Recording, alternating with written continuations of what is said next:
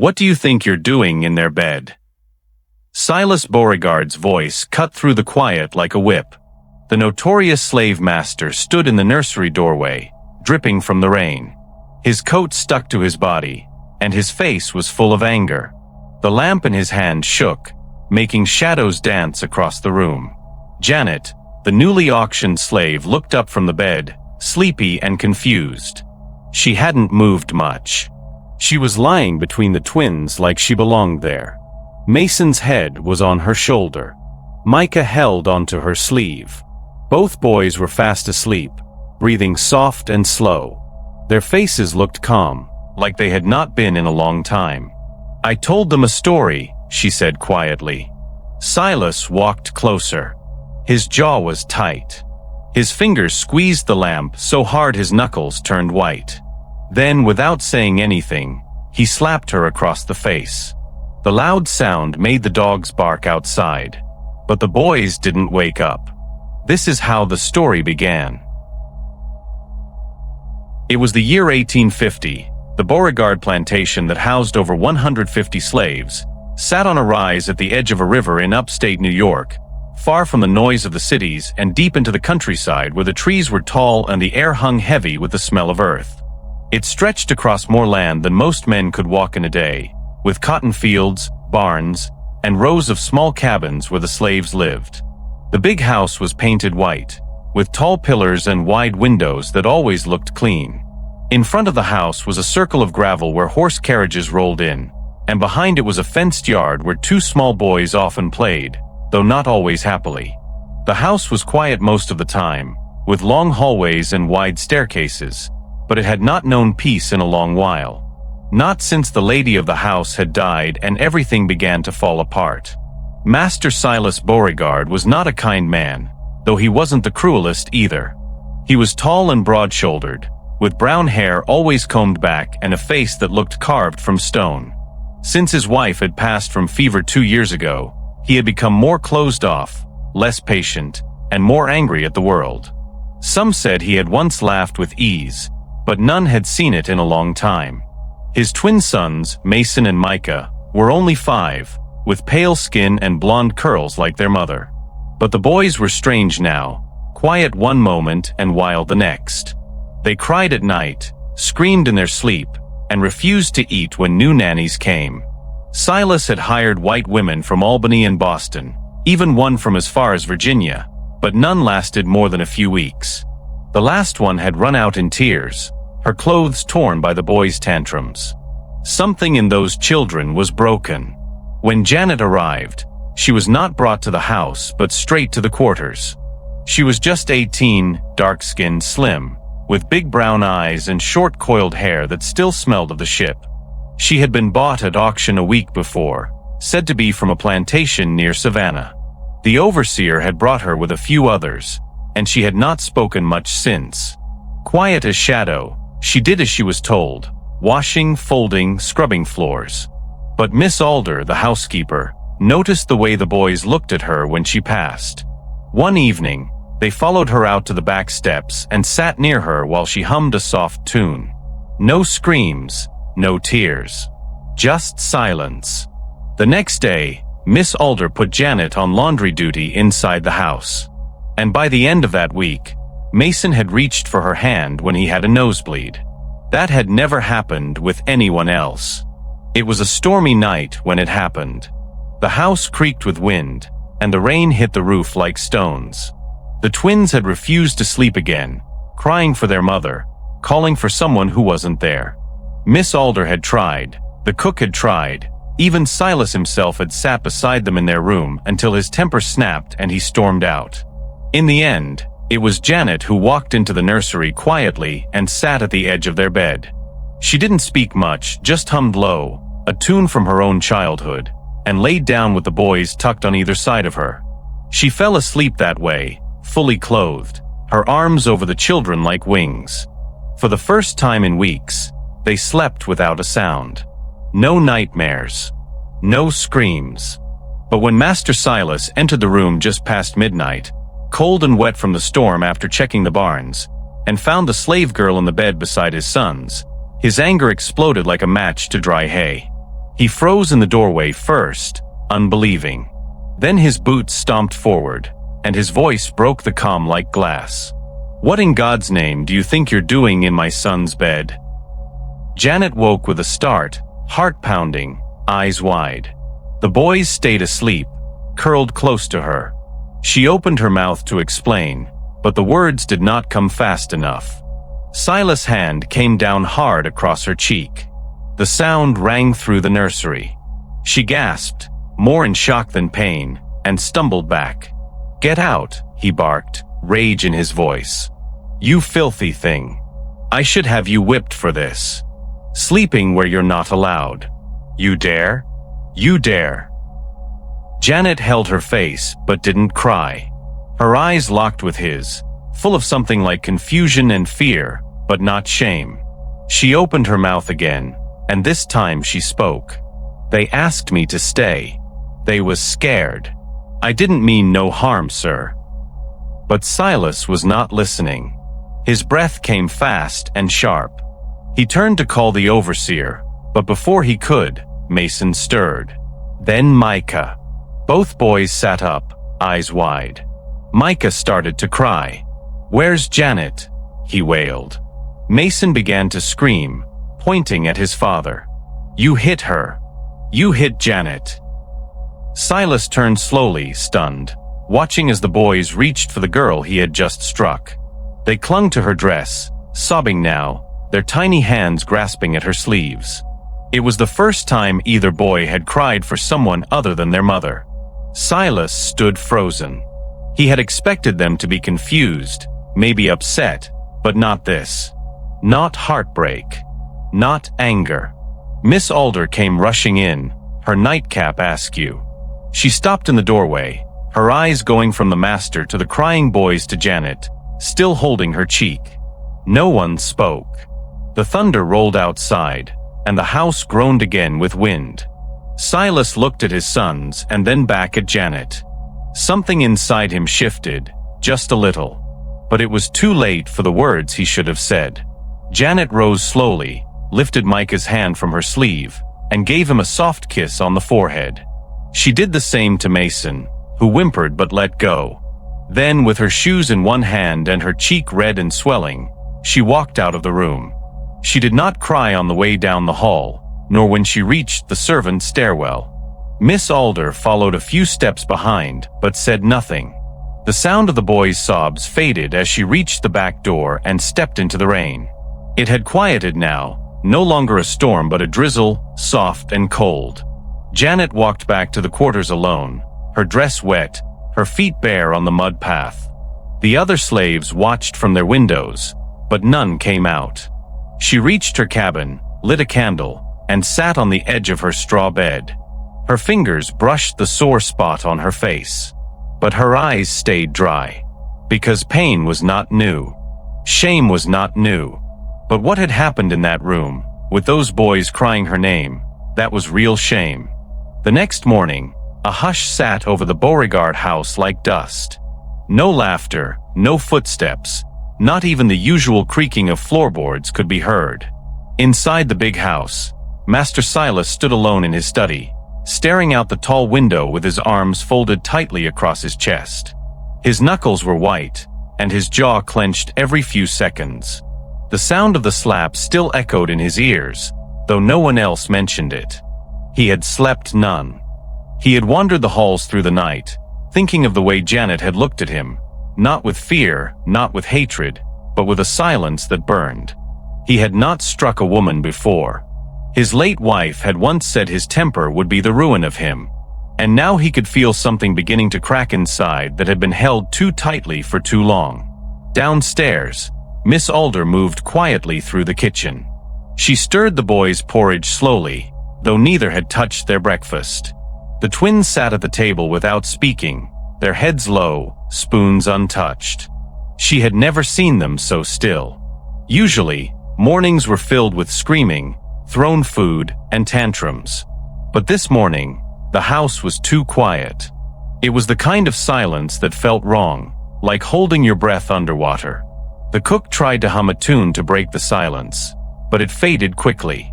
The boys wouldn't even meet her eyes. When Silas finally came down, his boots heavy on the wood, no one greeted him. He glanced at his sons, who didn't look back, and something in his chest twisted. Even the sound of silence felt like judgment. He poured himself coffee but left it untouched, staring at the steam as if it carried answers he could not name. As Silas walked the long hallways of his home, memories from 2 years ago began to creep back like vines around a grave. The room still smelled faintly of lavender oil, the scent his wife used to wear. He passed by her old sewing room, still locked, still untouched. After she had passed, the doctor said her heart gave out from the fever, but Silas knew better. She had been sad for too long. The nights after childbirth had stolen her joy bit by bit. When she died, he buried her quickly, maybe too quickly. The twins were only 3 then, and even at that young age, they had understood something was broken. They used to cry for her every night, and he had shouted at them to stop, slapped walls, thrown cups. He thought silence meant healing, but it had only made things worse. And now here he was again, in a house full of silence, with 2 boys who would not speak, and a girl he had struck out of blind fury. Later that afternoon, Silas returned to his study, drawn to the boys' room as if something there needed to be faced. As he stepped inside the nursery, he looked around. The beds were made. The toys were untouched. And on the nightstand beside Micah's bed was a small piece of folded paper. Curious, he picked it up. The writing was uneven and shaky, as if the writer had not held a pencil often. But the words were clear. If you can't stay for them, please don't push away the ones who will. There was no name, no signature, but he knew who had written it. Janet. The quiet girl who barely spoke had left behind more truth in one line than he had said in years. He sat down slowly on the edge of the bed, the note still in his hand, and for the first time in months, he felt the weight of his choices press against his chest like a stone. Miss Alder found him there nearly an hour later. She stood in the doorway and cleared her throat gently. He looked up, startled, as if he had forgotten where he was. "Sir," she said softly, "may I speak plainly?" Silas nodded once. She walked into the room, her hands folded in front of her apron. "Last night," she began, "Janet came into this room because the boys were screaming. I tried. The cook tried. They wouldn't stop. They called her name over and over. And when she came in, they quieted. She didn't say much. She just laid down beside them and held them like a mother would. They fell asleep within minutes. I watched with my own eyes." Silas looked down, ashamed. "I didn't know," he muttered. "No, sir," Miss Alder said. "You didn't want to know." That stung more than he expected. She continued, her voice still calm. "That girl has been here a few weeks, and she's done nothing but work hard and stay quiet. But the boys, they see something in her. Maybe it's the way she listens. Or maybe it's because she doesn't treat them like they're broken. She sings to them, talks to them like people, not problems. She never asked to be in that bed. They begged her to stay, and you struck her for it." Silas pressed his hands against his face. The guilt spread through him like smoke in a room with no doors. Miss Alder watched him for a moment, then spoke again. "If you send her away, you'll break more than just her spirit. You'll lose the only person those boys have trusted since their mother died." Then she turned and walked out, leaving him alone with his thoughts and the weight of what he had done. At 6 a.m. the next day, Silas stood at the back door of the main house, looking out at the line of slave cabins in the distance. His boots were clean, his shirt tucked, but something in his posture was bent, like the weight of his own pride had finally cracked it. He hadn't stepped into the quarters in years, not since his wife had died. That part of the estate had always been handled by the overseer. But now, with Miss Alder's words still echoing in his ears and the quiet faces of his boys burned into his thoughts, Silas knew he had to do something he had never done before. He had to speak to a girl he had struck. Not to command her, but to ask. Silas took the walk alone. No overseer. No guard. Just him and the early morning air. The path was muddy in places, but he didn't care. His eyes searched the cabins until he found the one near the end, the one where the light was still glowing faintly through the cracks in the wood. He raised his hand to knock, then paused, his breath catching. He had spoken to hundreds of slaves before, but never like this. Never with guilt in his chest. Finally, he knocked. The door creaked open a moment later, and there stood Janet, her cheeks still faintly bruised, her eyes wide but calm. She looked at him and said nothing. Behind her, a small fire flickered, and the smell of soap and warm cloth filled the air. Silas cleared his throat, but the words didn't come easily. He had rehearsed them in his head all night, but now they were gone. "I came to speak with you," he said finally, his voice lower than usual. "About the boys."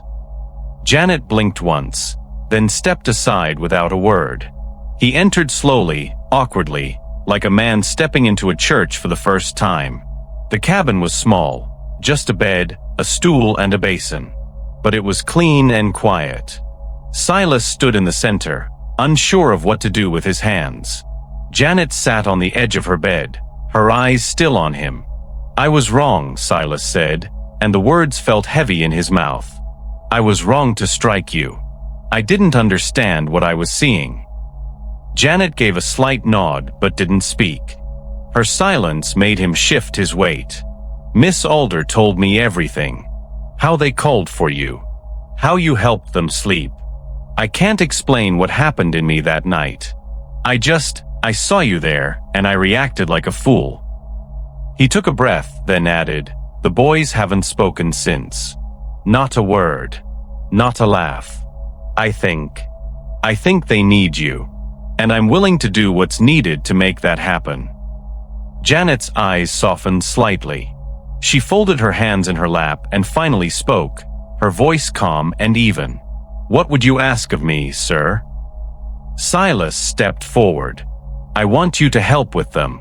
Not as a nanny. Not as a servant. Just as someone who can reach them. You have a gift. I see it now. I can't fix what's broken in them. But maybe you can help them find peace." He hesitated, then added, "You'll be moved to the servant quarters near the house. Closer. Safer. And you'll be paid something extra. For your time." Janet tilted her head. "On what terms?" she asked, her voice firmer now. "If I help, I have 3 conditions." Silas raised his eyebrows. "Go on," he said, not used to hearing demands from someone like her. Janet looked him in the eyes, not with boldness, but with steady purpose. "First, no beatings. Not on me, not on the boys. They don't need more pain. Second, we eat together. Not every meal, but once a day. They need to feel like someone sees them, talks to them, not just commands them. And third, I want them to help make the rules. If they choose their own path, they'll follow it better than if we force them down one."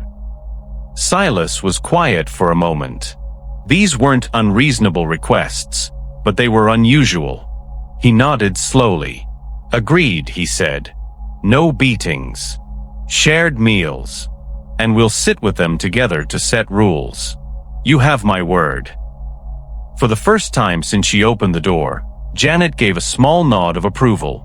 "Then I'll help," she said. The next day, Janet was moved into one of the warm servant rooms on the lower floor of the main house. It was small but clean, with a proper bed and a chest for her belongings. Silas had the room prepared quietly, not wanting to draw too much attention from the other workers. The twins were told nothing at first. But when they saw Janet again, walking toward the dining room with a soft smile, they both ran to her without a word. Mason wrapped his arms around her waist, and Micah clung to her side. She crouched down and hugged them both, whispering that everything would be all right. From that moment, something in the air began to shift. The silence didn't vanish, but it softened. The house no longer felt so cold. Miss Alder noticed it first. "There's warmth in the halls again," she whispered one morning, watching the boys skip stones outside. Meals became different too. True to her word, Janet made sure they shared one meal each day, sometimes breakfast, sometimes supper. She sat beside the boys, not behind them. She asked them questions. She listened. And slowly, they answered. Micah spoke first, about a frog he had seen near the well. Then Mason asked Janet if she knew how to whistle. Silas watched quietly from the head of the table, unsure of how to join, but grateful for the sound of their voices again. Janet never forced conversation. She let it grow like flowers in sunlight, carefully, patiently. She began bringing small stories to the table too, tales from her old plantation, stories she had heard on the ship, and even made up tales about birds that flew without wings. The twins clung to every word. Silas found himself listening too, surprised at how her voice softened the room. No one had commanded such peace in that house for years. Janet also kept her promise about rules. One evening, she sat with the boys in the parlor and gave them paper and charcoal. "What kind of rules do you think will help us live better in this house?" she asked. The boys thought long and hard. They scribbled ideas. No shouting at breakfast. We have to take turns speaking. No hitting, even when mad. Everyone should get hugs at bedtime. When they finished, Janet read each one aloud, nodding and praising their thoughts. Silas entered quietly and stood behind them, unseen. He felt a lump in his throat. These were not the rules of children trying to rebel. They were the wishes of children who had known too much fear. He stepped forward and said, "Let's write these out neatly. I'll frame them myself and hang them in the hall." The boys looked at him, surprised but pleased. It was the first time they had smiled at their father in weeks. As days turned into weeks, the change in the house grew stronger. The cook started humming again while stirring pots. Miss Alder smiled more often. Even the dogs seemed calmer. Silas still kept his distance much of the time, but he watched from the corners, silently learning. One morning, he found himself kneeling beside Micah, helping him tie his boots. The boy didn't flinch. That same afternoon, Mason brought Silas a drawing he had made, a picture of the house with Janet standing at the center, arms wide like wings. Silas hung it on his study wall, right above the fireplace. In private, he would stare at it and wonder how a girl with no family, no freedom, and no reason to trust had brought peace back into a home full of sorrow. He didn't understand it fully, but he was beginning to accept that not everything needed to be understood to be true. There were quiet moments too, times when Janet would sit outside with the boys under the shade tree and let them rest their heads in her lap. She'd hum soft songs in a language they didn't know. Sometimes Silas would watch from the porch, his hands folded behind his back. He never interrupted. He just watched, like someone guarding a precious thing they didn't know how to hold. One night, while standing at her door, he started to say something, an apology maybe, or a question, but he stopped himself. Janet looked at him, waited, then gave a small nod. "Good night, sir," she said gently, and closed the door. That was enough. The days passed slowly at first, each one carrying with it a quiet sense of change that everyone could feel but no one dared name. Janet had settled into her new room near the kitchen, and though her space was simple, it felt warm and safe. Every morning, she woke before the sun, braided her hair neatly, and washed her face with the water Miss Alder left outside her door. Then she walked up the stairs to the nursery where Mason and Micah waited, always sitting upright in bed before she even knocked. They had begun to smile again, not full and wide yet, but the corners of their mouths curled in ways that told her something inside was mending. Janet had brought a small wooden flute from the quarters, something left behind by a boy who had long since been sold away. She didn't play it well, but the soft sounds made the boys laugh. Janet started with music. Each morning, after breakfast, she sat cross-legged with the twins in the corner of the parlor and tapped rhythm on the floor using sticks. She sang simple songs, then clapped her hands so they could learn the beats. At first, they only watched. But Micah soon copied her tapping, and Mason tried to sing the notes. When they made mistakes, Janet didn't correct them sharply. She just smiled and kept singing. Music filled the house slowly, drifting into the halls and rooms, waking up walls that had known nothing but silence. The cook started humming again while kneading dough. The dogs wagged their tails more. Even the horses in the stable seemed calmer. Miss Alder said it aloud one day while watching from the kitchen window. "She's teaching them more than music. She's teaching them peace." Silas heard her say it, but didn't reply. He just stood in the doorway, listening. Next came reading. Janet found old books in the attic, thin readers and tattered storybooks covered in dust. She cleaned them gently, page by page, then brought them to the nursery. She showed the boys each letter, slowly tracing them with her finger. "A is for apple," she said. "B is for bird." Mason giggled when she drew a bird in the air with her hand. Micah liked the letter M most because it started his name. Silas began to notice the boys looking at labels on things around the house, sounding out letters to themselves. Janet never forced learning. She tied it into games.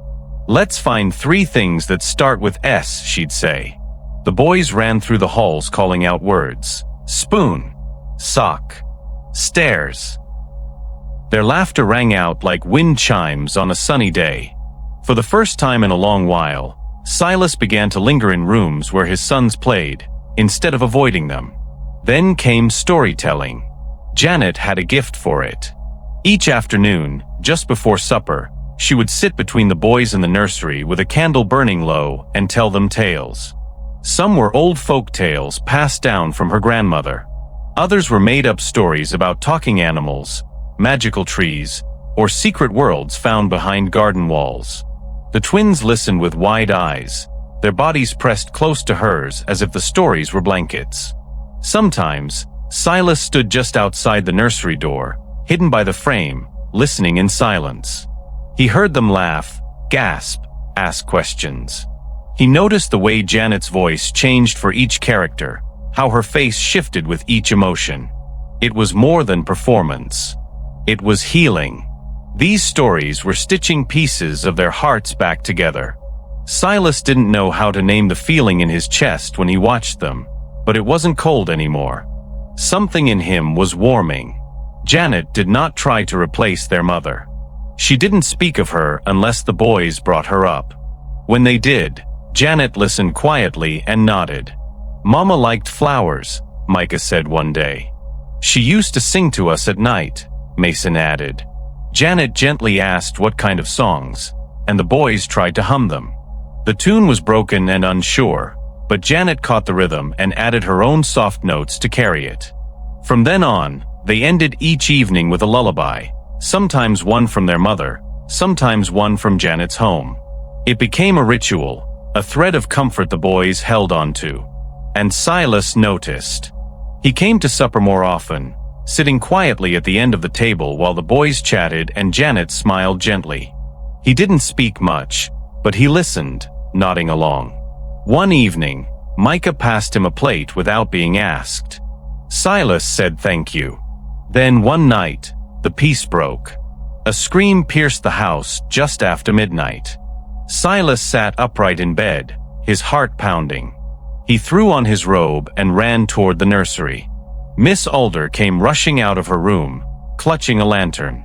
They met in the hallway, but before they could open the door, the screaming stopped. Inside, Janet sat on the floor with Micah wrapped tightly in her arms. His face was wet with tears, and his chest heaved from sobs. Mason knelt nearby, eyes wide with fear. Silas stood in the doorway, unsure whether to speak or stay back. Janet rocked gently, humming a tune unlike any he had ever heard. The language was not English. It was soft, rolling, ancient. It seemed to wrap the room in a blanket of sound. Slowly, Micah's sobs quieted. His breathing slowed. Mason leaned into Janet's shoulder. Silas did not move. He just watched. When Janet looked up and saw him, she nodded once. "It was just a bad dream," she whispered. He saw fire. He said the walls were burning. Silas blinked, remembering how his wife's fever had taken her, how the boys had seen her shaking, sweating, crying out. That night had been the last time they slept peacefully until Janet came. "Thank you," he said quietly. Janet gave no reply, only returned her gaze to the boys. Silas stood there a moment longer, then stepped back into the hallway and closed the door softly behind him. As he walked away, he felt something strange and unfamiliar rising inside: respect. Not the kind a master gives a servant. This was different. Deeper. He had watched this girl take two broken boys and hold them together with only her voice and her arms. And in that moment, he knew she was stronger than anyone he had ever met. Over the next few days, the house settled again. But Silas changed. Slowly, like leaves turning in autumn. He started joining meals not just to watch, but to speak. He asked the boys questions about their drawings, their games, their favorite stories. At first, they answered shyly. But when he praised Mason's drawing or nodded at Micah's story about a flying horse, they lit up like candles. Janet noticed, but said nothing. She simply let the moments grow. One morning, Silas helped the boys build a toy wagon using scrap wood. Another day, he sat on the porch while Janet read to them from a picture book. He didn't try to take over. He just sat, hands folded, eyes soft. Something in him was learning how to be a father again, and it had nothing to do with command. It had everything to do with presence. In private, Silas found himself thinking more deeply. He sat alone in his study, staring at the family portrait on the wall. His wife's painted smile looked back at him, and for the first time, he whispered an apology to her. He had failed her in grief. He had closed his heart and let anger take its place. But now, watching Janet, how she taught with patience, how she led with love, he wondered what kind of world allowed a girl like her to be bought and beaten, yet still full of light. He remembered his own childhood, the rules, the way his father had spoken of slaves as property and not people. It was the way of the world, the way of landowners. But Silas was beginning to question it. Quietly, in his heart, he wondered if love could grow in a world built on chains. And if it could, what did that mean for the man he had become? The morning was crisp, and the sun had barely risen when the sound of hooves stirred the calm air. Silas stood on the porch, sipping his coffee, his eyes scanning the horizon. The wind carried with it the smell of damp soil and chimney smoke, and all seemed right.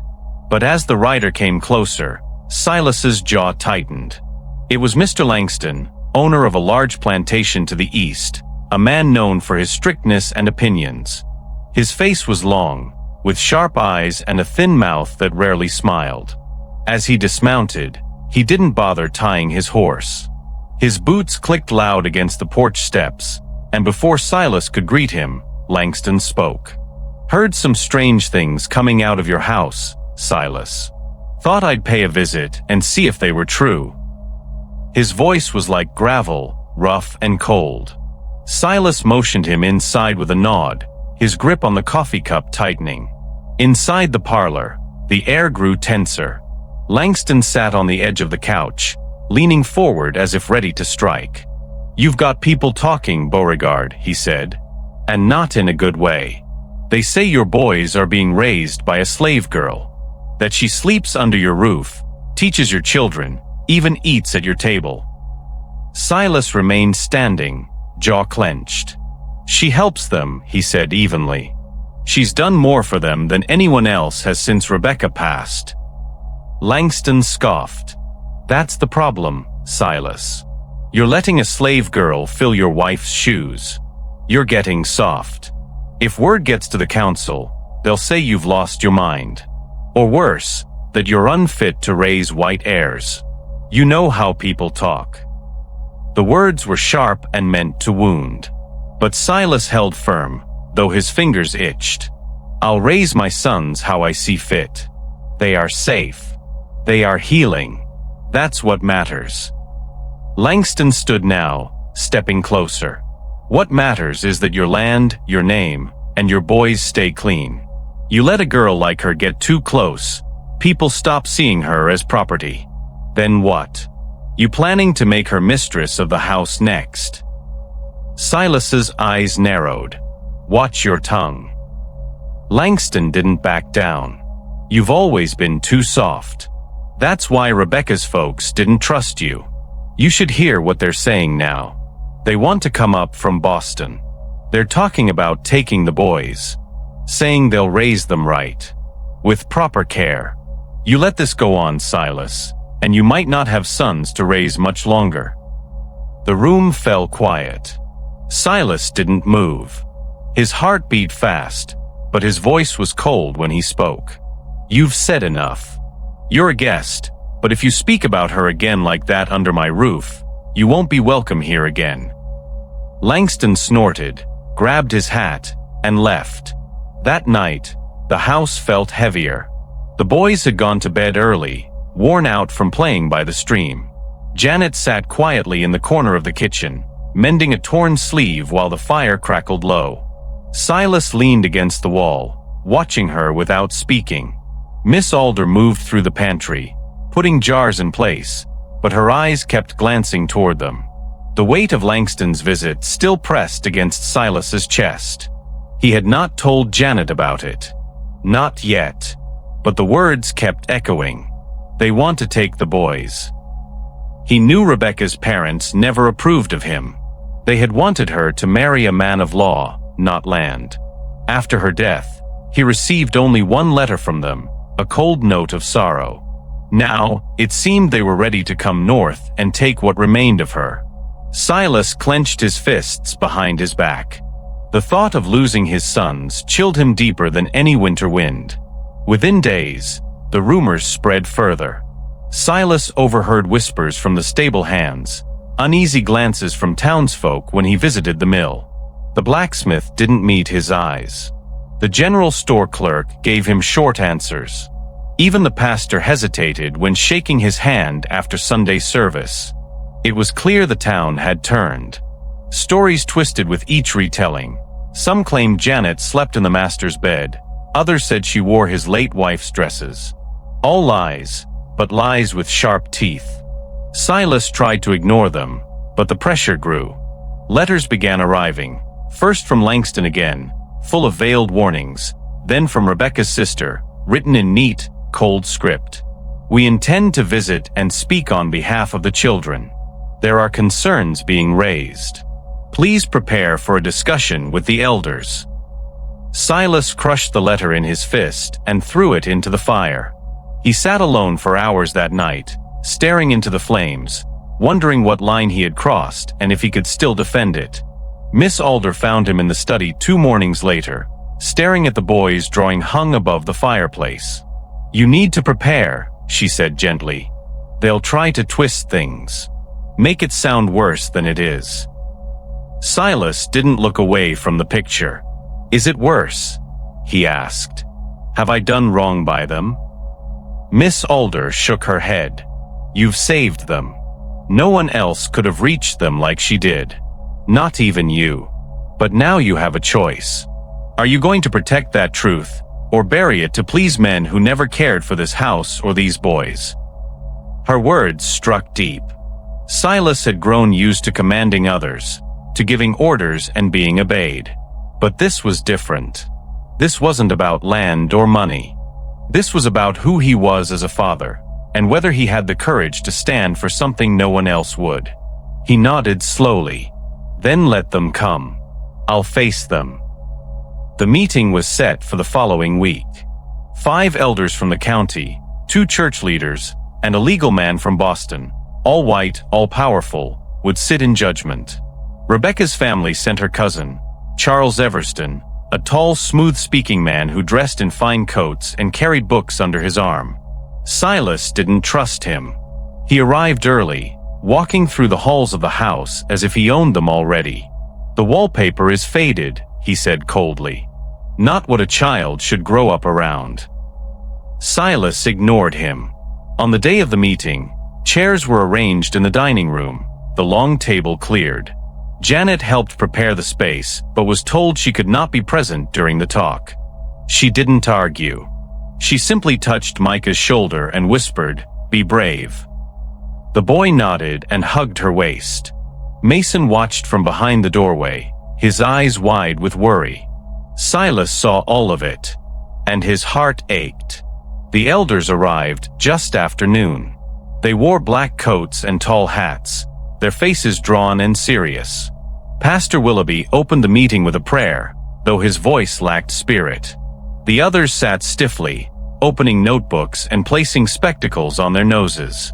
Charles stood to speak first. "Gentlemen," he said smoothly, "we are gathered to discuss the welfare of Mason and Micah Beauregard.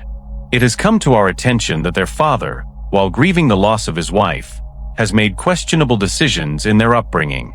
Most alarming is the influence of a slave girl named Janet, who has been allowed access beyond her station, teaching, disciplining, and even residing near the family." He paused for effect, letting the words settle like poison. Silas listened, his jaw tight. Charles went on, "We do not question the man's grief. We question his judgment, and whether these children would be safer and better raised under more stable care." When it was his turn to speak, Silas rose slowly, placing both hands on the table. His voice was steady but low. "I do not deny that I've changed. I have. But not in the way you suggest. My boys were broken after their mother died. They cried through the night. They screamed and hit and refused to speak. I brought in every proper nanny I could find. None lasted more than a week. Then Janet came." He paused, his eyes meeting each man's. "She didn't ask for more than peace. She gave them her time, her care, her patience. And for the first time since Rebecca's death, my sons smiled. They slept. They learned. They healed." The room was silent. "You can say she's beneath us. You can say she's wrong for the role. But I've seen more strength in her than in any woman I've ever known. And I will not cast her out to please pride or fear." The silence was heavy. One of the elders cleared his throat but said nothing. Charles stepped forward again. "Even if your intentions are pure, perception matters, Mr. Beauregard. What the community sees shapes how your sons are treated in the future. They will carry these choices with them." Silas nodded. "Then let them carry the truth. Let them carry kindness. Let them carry the memory of someone who didn't give up on them." He sat down, and for a moment, no one spoke. Then Pastor Willoughby folded his hands. "We'll take this under consideration. But be aware, this matter won't end today. There is definitely going to be a public trial for this case, and I will advise you to get prepared for the onslaught costs others will be watching." The meeting ended, the chairs were removed, and silence returned to the room like dust settling. Silas stayed seated long after they left. The fire had burned low in the hearth. Outside, the boys played in the distance. And in the quiet, Silas wondered what price truth would demand, and whether he had already paid it. The day of the formal hearing arrived with thick gray clouds covering the morning sun, making everything seem more serious, as if even the sky understood the weight of what was coming. Silas woke early, his shirt already ironed and hanging from the door. Janet was quiet when she passed him in the hallway, her face calm but unreadable. Miss Alder packed food in a basket, though no one was sure they'd eat. The meeting was not to be held at the Beauregard estate this time. It would take place in the town hall, a whitewashed building with square windows and a bell that rang only for church or trouble. Today, it rang once, sharp and loud, calling the council to order. A black carriage came to take them. Silas stepped inside first, then offered his hand to Janet. She hesitated only a moment before placing her fingers in his. The road was quiet as they rode. The town hall was already full when they arrived.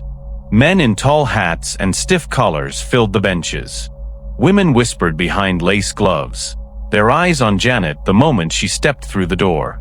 A table stood at the front where the council sat, 7 white men, all older, with gray hair and eyes that looked over glasses. One of them, Judge Reinhold, tapped his cane twice, and called the room to silence.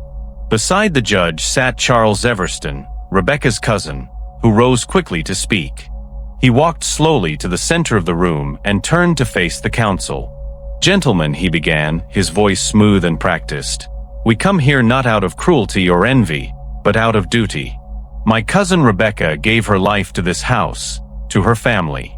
Since her death, strange things have come to light. A slave girl now teaches, disciplines, and even lives close to her children. It is improper. It is dangerous." He turned toward Silas, his expression hard. Mr. Beauregard may believe his grief gives him permission to blur lines, but it does not. These children deserve better than to be raised by someone owned. Someone who should not be seen as an equal, much less a mother figure. Murmurs passed through the crowd. Janet's hands tightened around the folds of her dress, but she kept her chin high. Charles gestured toward her. "This girl, this slave, has no schooling, no family name, no standing. And yet she has been allowed into the hearts of two white heirs. That is not nurturing. That is overstepping. And worse, it sets a dangerous example for others. If slaves begin to think they can rise beyond their station, the order of everything we know will crumble." He stepped back, folding his hands behind him. The silence that followed felt like ice, cold and sharp. All eyes turned to Janet now. Judge Reinhold nodded once. "Let her speak."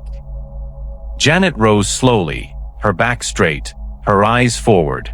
She stepped into the open space and faced the men seated high above her.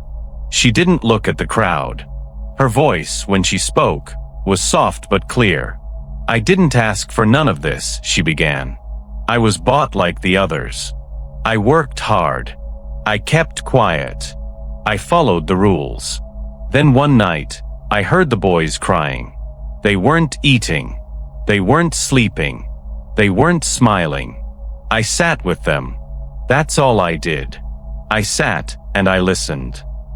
She looked at each man, one by one. "They asked me to stay. Not because I told them to, but because they felt safe." Her hands stayed at her sides. "I never tried to take their mother's place. I only gave them what I had: time, care, kindness. If that makes me dangerous, then maybe kindness is more powerful than I ever knew." A few gasps rose from the back, followed by a sharp hush from one of the elders. Judge Reinhold narrowed his eyes. "You speak boldly for your place," he said. Janet nodded. "Yes, sir. But I speak the truth. And sometimes truth ain't quiet." She stepped back, and for a moment, the hall was still. Then Silas rose from his seat and took the same place she had stood. He looked more tired than usual, but there was strength in his voice. "I've made mistakes," he said. "Plenty. I shut myself away after Rebecca died. I let my temper lead me more than my sense. I didn't know how to help my sons. I failed them. And then Janet came." He looked toward her but didn't reach. She didn't ask for anything, but she gave everything. Those boys are alive today because of her. They laugh. They learn. They sleep through the night. You may say it's improper. I say it's a miracle. He turned toward Charles now. "You speak of order and name. But what order lets a child cry alone while grown men do nothing? What name matters if it means raising sons without joy? Janet didn't ruin this family. She saved it. And I will not send her away to please the pride of people who watched from a distance while we struggled." He stepped back, chest heaving. Judge Reinhold leaned back in his chair. "We've heard enough for now." Then he turned to the bailiff. "Bring in the boys." The room turned as the door opened, and Mason and Micah entered, led gently by Miss Alder.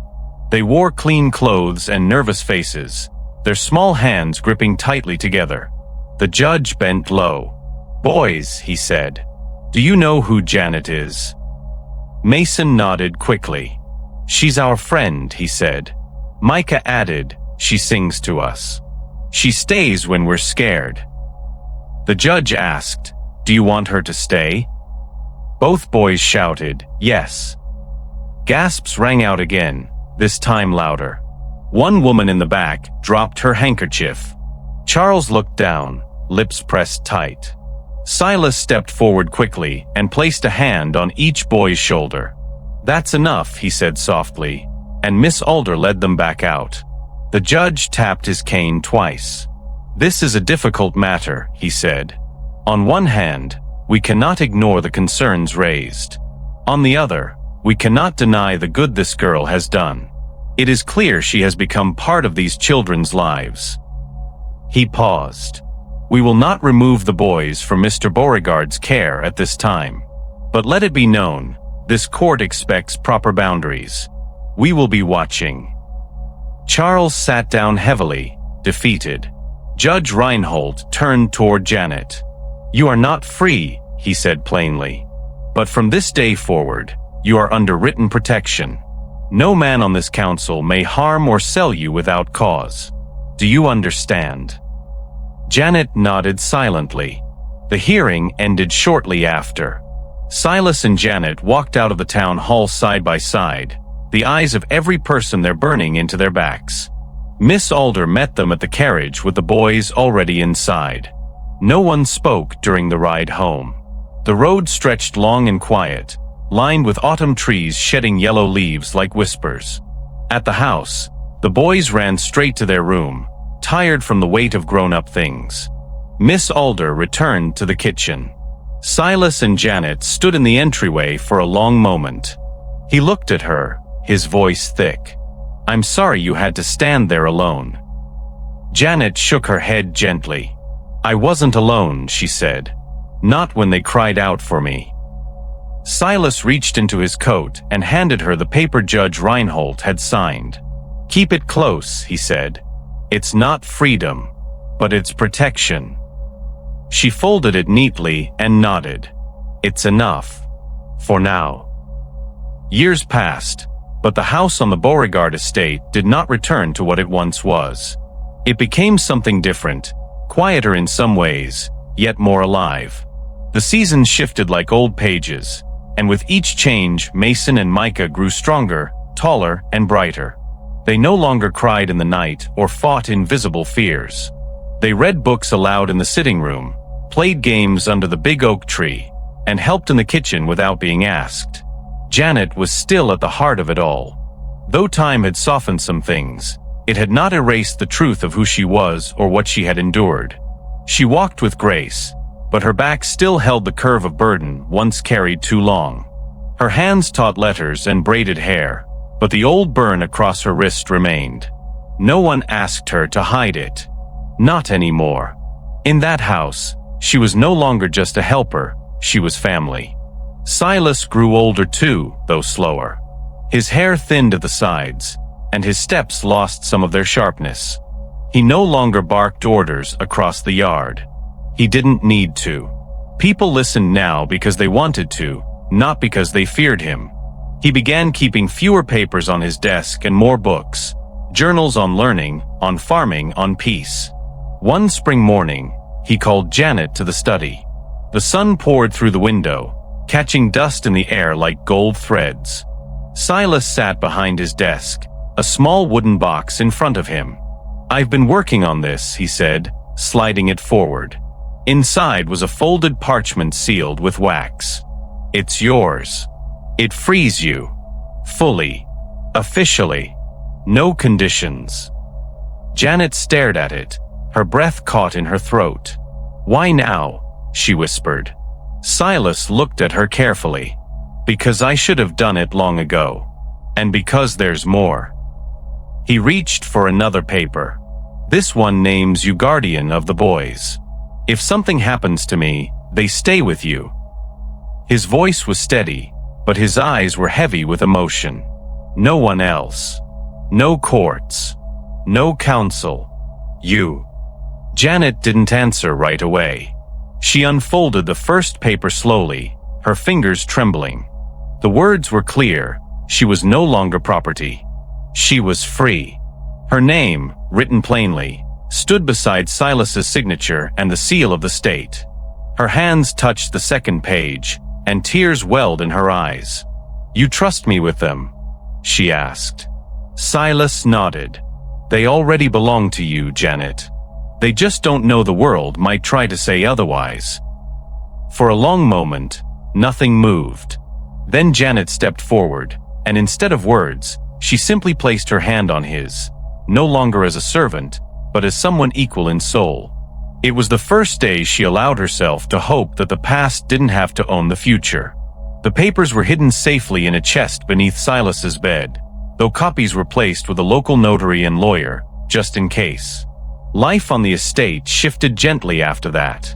With her freedom in writing, Janet moved with a quiet new confidence. She did not change how she treated others, but others changed how they looked at her. The field hands nodded with respect. Miss Alder took to calling her Miss Janet, and the boys introduced her proudly to every guest who came to visit. "She's the one who raised us," Micah would say. Mason added, "She taught us everything." Still, Janet never asked for praise. Her work continued as it always had, teaching, cooking, listening. But something had changed in her eyes. Where once there was only endurance, now there was purpose. She began speaking with Silas about a dream, a place where other children, orphaned or born into chains, could be taught like Mason and Micah were. A school. The idea took shape slowly. Silas offered land on the far edge of the estate, just past the line of tall pines. It had once held an old shed and a clearing where wildflowers grew in spring. Together, they drew out plans on paper, simple at first.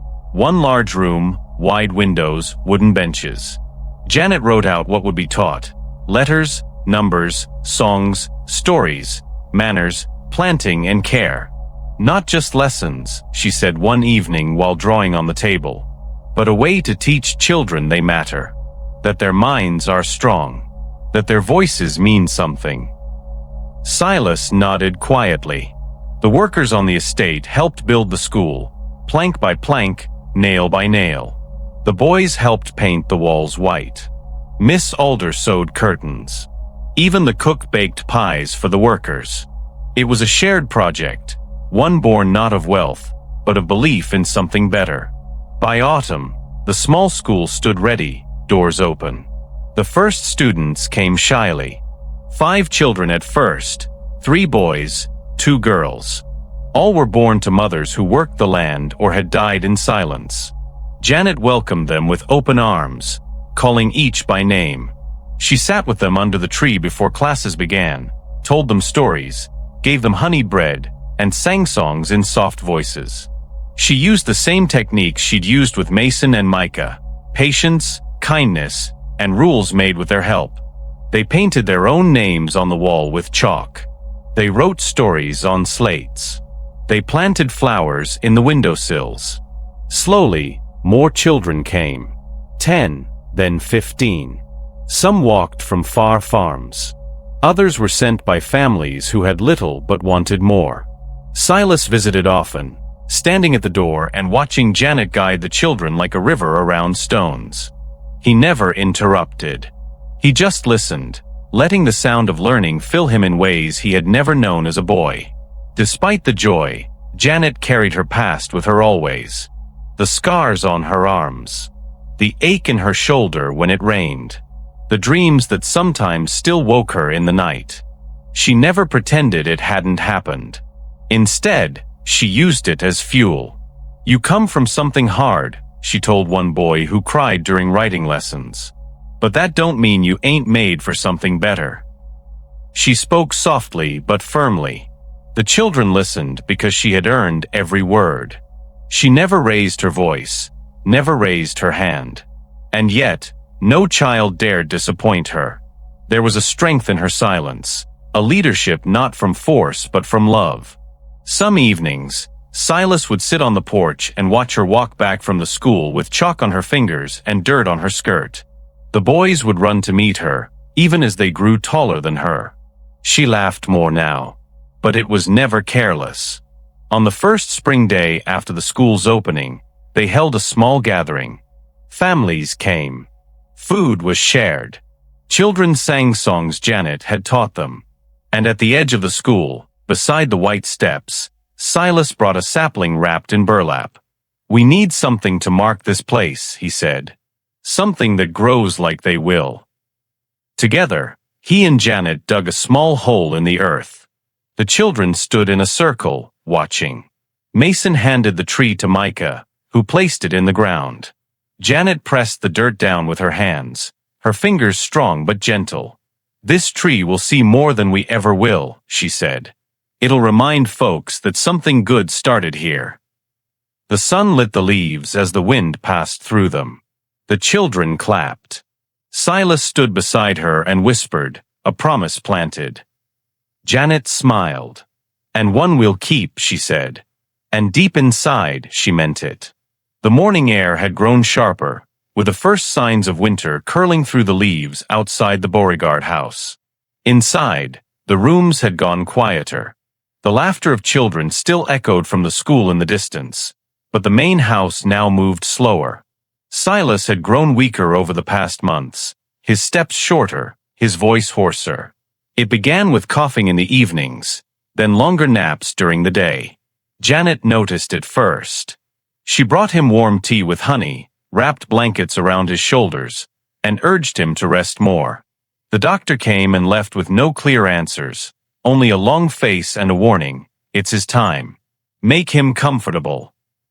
Mason and Micah, now nearly grown with strong shoulders and quiet strength, sat by his side each day.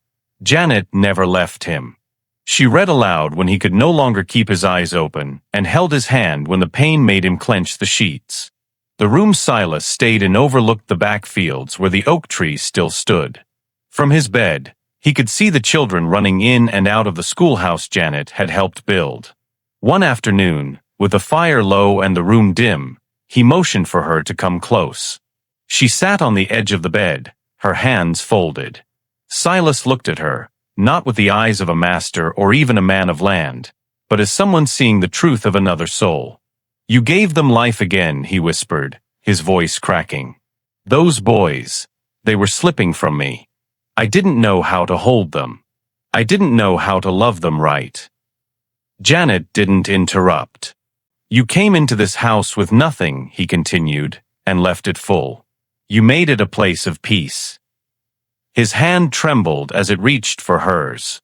"I was wrong about so many things, but never about you." Tears filled Janet's eyes, but she blinked them away, squeezing his hand gently. "You didn't give up," she whispered. "That's more than most." Silas tried to smile, though it was faint. "When I pass, don't let them forget what this place was. What you made it." Janet nodded, the promise already forming in her heart. That night, Micah sat at one side of the bed, Mason at the other, and Janet by the window, humming softly. Silas drifted into sleep with their presence around him. He passed in the early hours before sunrise, the room still and warm, his face turned toward the tree in the distance. They buried him beside Rebecca in the family plot beneath the tall willow tree. The service was small but full of love, friends from town, the children from the school, field workers, and those who had watched the change unfold over the years. Janet stood with the boys, her arms around their shoulders as they wept.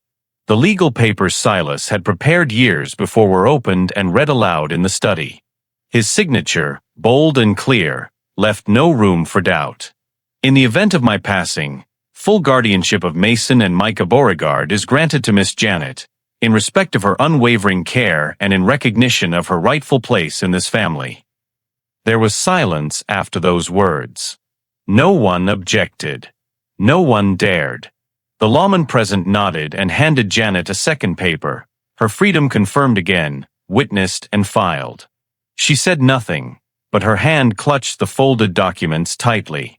That night, the boys moved into her quarters at the edge of the house. It wasn't a servant's room anymore. It was home. The kitchen buzzed with soft energy again, and the school doors opened the next morning without delay. The children arrived as they always had, barefoot, giggling, ready to learn. But this time, They brought flowers and placed them at the school steps in honor of Mr. Silas. As the weeks passed, more children came. Word had spread that the Beauregard estate had changed. It was no longer just land and buildings. It was a place where forgotten ones were remembered, where quiet children found their voices. Janet became more than a teacher. She became a guide, a mother, a storyteller, and a leader. Families wrote letters asking if their sons and daughters could learn under her care. Donations came, small ones from those who had little but believed in her cause. She kept every letter in a wooden box beside her bed. The school grew. 2 more rooms were added. A small garden was built with vegetables and herbs the children tended themselves. They cooked meals together, cleaned together, and sat in circles to share stories. Janet watched them with quiet pride. She still walked with the same strong step, still wore her hair in tight braids, still bore the marks of a past that had never truly healed, but she was not broken. Every child who entered that school learned more than letters and numbers. They learned how to treat others, how to listen, how to lead. Janet taught by doing. She knelt beside them when they stumbled and stood tall when they succeeded. She sang to them when they were frightened and praised them when they found courage. She never raised her voice, but her presence filled every room. The boys, now men, helped her each day. Mason handled the school's repairs and taught the older children about building and fixing. Micah read stories aloud and helped with writing lessons. They still called her Janet, but everyone else, children and adults alike, called her Miss Janet. It was not just respect. It was truth. One afternoon, while sitting beneath the oak tree, Micah asked, "Do you ever wish you'd left? Started somewhere new?" Janet shook her head slowly. "No," she said. "I stayed because they needed me. And maybe I needed them too." Years after Silas's passing, on a warm spring afternoon, Janet sat on the front steps of the schoolhouse, watching the children play. The tree they had planted now stretched high, its branches wide and full of green leaves. Beneath it, laughter rang out, barefoot boys chasing each other, little girls spinning with ribbons in their hands, chalk drawings on the stone path leading to the garden. Mason stood at the edge of the field, showing a group of students how to measure boards. Micah sat beneath the tree, reading aloud to the youngest ones. Janet leaned back, her hands resting in her lap, her eyes soft and steady. Her face had changed with time, lines around her mouth, silver in her hair, but her spirit was the same. She didn't speak often now. She didn't need to. The work she had done spoke for her. She had given her life to healing what had once been broken, and it had grown into something beautiful. No one called her a slave anymore. That word had no place here. The children who passed through her school carried her lessons into towns beyond, into homes and shops and fields. They carried the story of the woman who had once been bought, beaten, and overlooked, and who had chosen not to run, not to hide, but to stay. Stay and change everything. As the sun dipped low over the horizon, painting the sky in gold and orange, Janet reached down and pulled a book from the step beside her. One of the children had written it, bound with ribbon. On the cover, drawn in chalk-colored ink, were the words, "For Miss Janet, who made us whole." She smiled softly and opened the first page. Behind her, the schoolhouse glowed with warm light. Before her, the children's laughter danced on the wind. And beside her, Mason and Micah sat quietly, watching the world she had built. She was no longer just a girl once owned. She was the woman who stayed.